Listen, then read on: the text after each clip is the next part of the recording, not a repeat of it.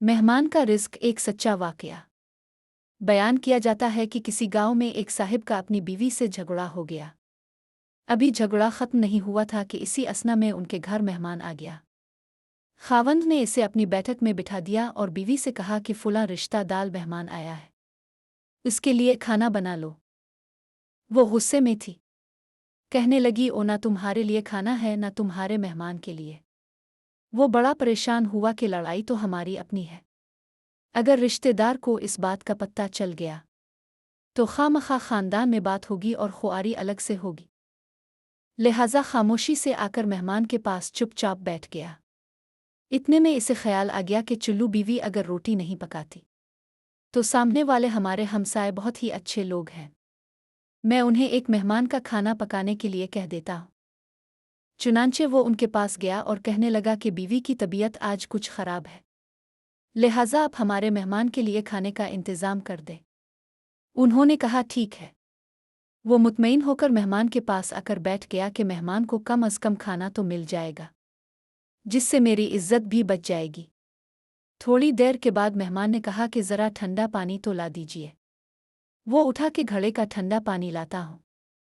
अंदर गया तो देखा कि बीवी तो ज़ारों कतार रो रही है। वो बड़ा हैरान हुआ और कहने लगा, क्या बात है?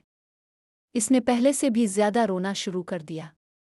कहने लगी, बस मुझे मुआफ़ कर दे। इसके खावंद ने कहा कि बताओ तो सही, आखिर तुम्हारे रोने की वजह क्या है? तुम ऐसे क्यों रो रही हो? बीवी ने कहा कि पहले मुझे मुआफ़ कर दी, फिर मैं आपको अपनी बात सुनाऊंगी। खैर, उसने कह दिया कि जो लड़ाई झगड़ा हुआ है मैंने वो दिल से निकाल दिया है और तुम्हें मुआफ़ कर दिया है। फिर वो कहने लगी कि जब अपने आकर मेहमान के बारे में बताया और मैंने कह दिया कि ना तुम्हारे लिए कुछ पकेगा और ना ही तुम्हारे मेहमान के लिए कुछ पकेगा, तो आप चले गए।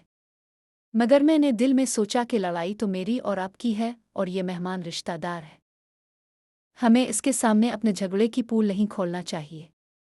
चुनांचे में उठी के खाना बनाती हूँ। जब मैं बावर्ची खाने में गई तो मैंने देखा कि जिस बोरी में हमारा आटा पड़ा होता है, एक सफ़ेद लिबास शख्स इस बोरी में से आटा निकाल रहा है। मैं ये मंजर देखकर सहम सी गई।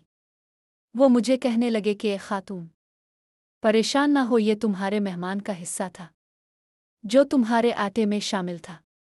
अब चूंकि ये हमसाए के घर में पकना है, इसीलिए वही आटा लेने के लिए मैं यहाँ आया हूँ। इस वाक़ये से साबित होता है कि मेहमान बाद में आता है, जबकि अल्लाह ताला इसका रिस्क पहले भेज देता है।